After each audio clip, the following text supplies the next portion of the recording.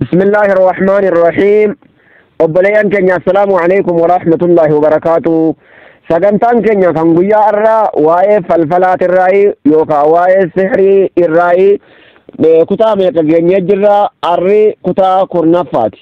فدي ربيتين واي فلفلا كتا كورنفاتين ولتدي بريتي الراجة جدا ربنا الله كيبلو نمت الرا فيدا مربنا هاقودو إذا درسي كنيا الراكي ستي واي سهري يلقبني جرى يجورا توكو لما سدي جنة كتا نفا جنة جرى نمني فلفلا حجتو أهل الكتاب تي يهود أتو نصارى أتو كفر هاتو أمة مسلمة كفلفلا حجتو اللي هاتو نما حجي فما يجورا إني سن كفر نما حجي فما كنافو لبيد بن الأعصم كان قافا كان ارقما ربيتي سهري وإيه سن ارقما مالي فجيسو دي هنا جيمنو والرجل اللي نجرى يجودا كناف داوتو كينيا سنلالون قبنو قافا سنة أجيسو دافي سكاتا دي برقماني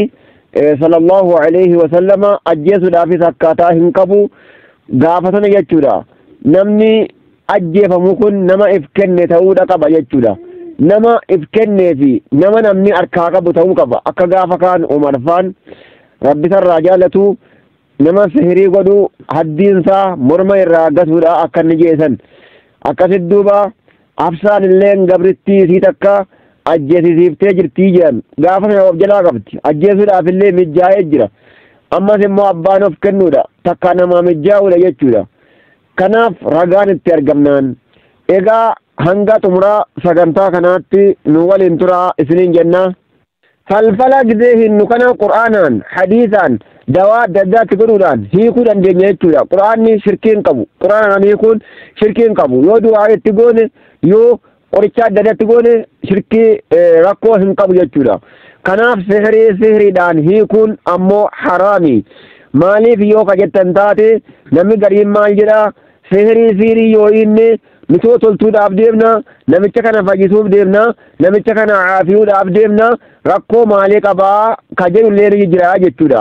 rakkinni inni qabu mee akka armaan gadiitii mee waliin haa hubannu rakkoon guddaan inni qabu maali namni nama sheexanaa wajjin haasa'u nama sihirii nama jechuudha mallee himtee waan kanaan beeka jedhu nama sihirii godhutti namni dhaqee dubbiisaa dhugoomsee qur'aana ergamaa irratti kafee jira najjinaa yaa Allah rabbi nu haa heewalu akkas jedhan ergamaa rabbi sallallahu alayhi wasallam namni immoo dhugoomsuu dhiisee ittuma dhaqee salaanni guyyaa 40 irraa hin qeebalamuun jecha ergamaaf jechuudha kanaaf sihiriin gisee innu kafraa jirra jechuudha nu kafarsiifti jechuudha kanaaf du'aa inni jira asmaa'ullahi al-husna itti qaraane jechuudha du'aa itti goggoone akkasumallee quraanatti qaraane karaa kanaan hiikuu dandeenya karaa dawaa gochuutiin jechuudha kanaaf sihiriin kun hammeenyisiidha nama kafarsiifti kana walirraa hubachuudha qabna jechuudha hadiisa imaamu Ahmad gabaase keessatti jecha ergamaa rabbiiti annushratu min amali shayxaani sihirii hiikuun hojii shayxaanaa irraayi jedhe ergamaa rabbi sallallahu alayhi wasallam sihiriin in hiikamtu sihirii hiikuun dalagaa shayxaanaa irraayi jedhe hadiisa Ahmad gabaasa keessatti hadiisa sahiha keessatti odeeffamee jira jechuudha jechi ergamaadha sihirii hiikuu ogguu jedhu gaafa kaan karaa khayriitiin Jibriilii fi Mikaa'eliin isa irraa hiikanii jiran ergamaa rabbii irraa hiikanii jiranii quba qabaadha sihirii hiikuu ogguu jedhan karaa shayxaanaatiin baana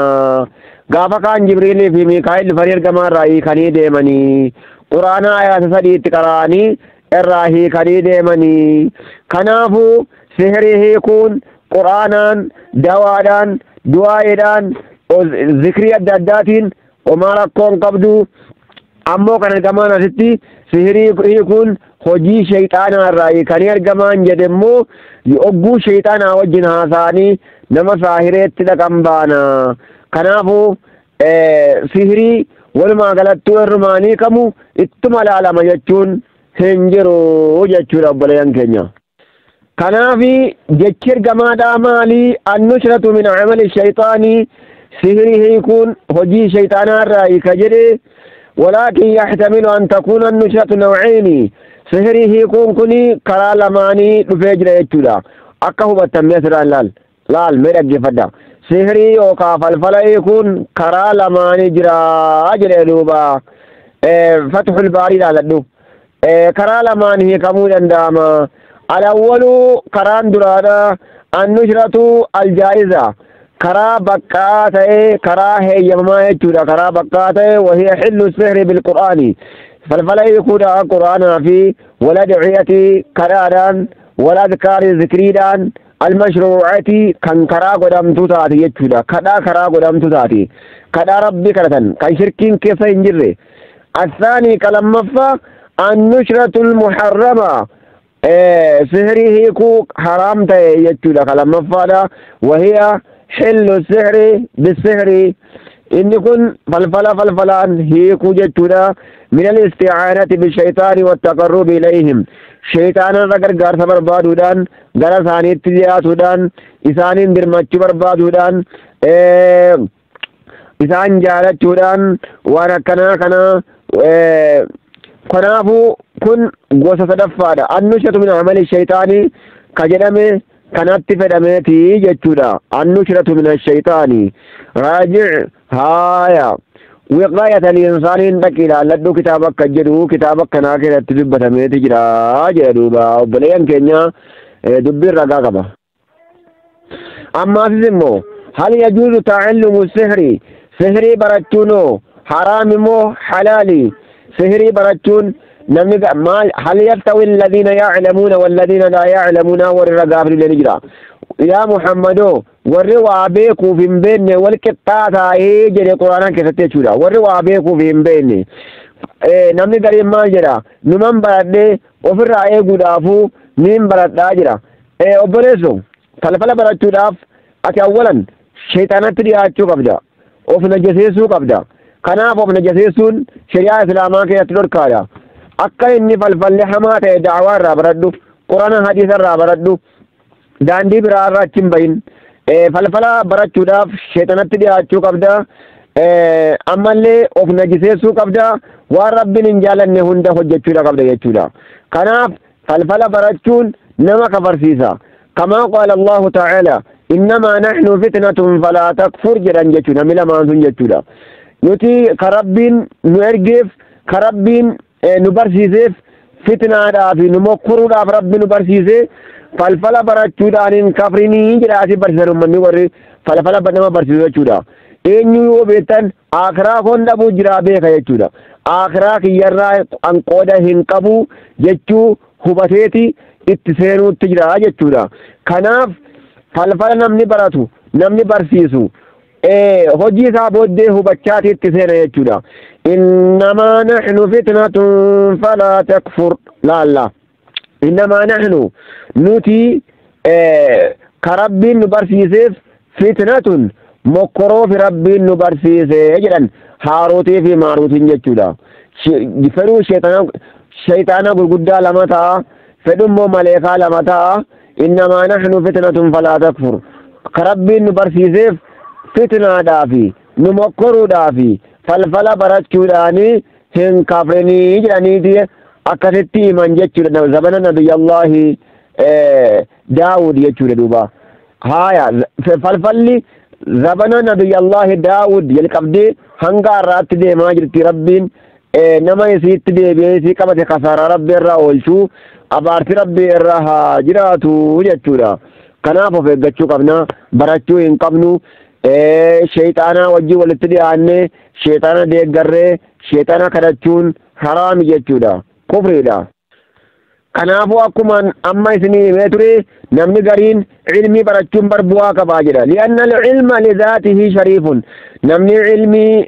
nama barsiisuu fi namni baratu kabajamaadha jedha. Waa'idan li'umuumi qawlihi ta'aala ragaan jecha rabbii ol ta'eef jedha abarre. قل هل يستوي الذين يعلمون والذين لا يعلمون إنما يتذكر أولو الألباب bakka silaa khayrii baratan hamtuu ragaa godhate ummanni jechuudha. kanaaf falfala barachuun nama kafarsiisa ka rabbiin jedhe ilmii shari'aati jechuudha. ولأن السحر لو لم يكن يعلم كناف بليان كأنها في الرأي يقول قبنا جتود. واتبعوا ما تتلو الشياطين على ملك سليمان واتبعوا يهودا نصارى ديما يا ربين ما تتلو الشياطين وان شيطان نكرات جل ديما على ملك سليمان زمن نبي الله سليمان وان شيطان نكرات جل ديما جتودا كم فالفلا كان عند الديمو شيطان عبر أكنن زيقودا وان فته مدجان جتولوبا kanaaf jarri warra zulmii daayyaa jechuudha. haaya kanaaf hojii shayxaanaati. shayxaanarraa ammoo akka qulqulloomnu akka shayxaanaatti saahibne surragaan lafa jira jechuudha. egaa daawwattoota keenya saffaa 94 irratti dhaabne yoo rabbi jedhee darsii 11ffaatiin walitti deebina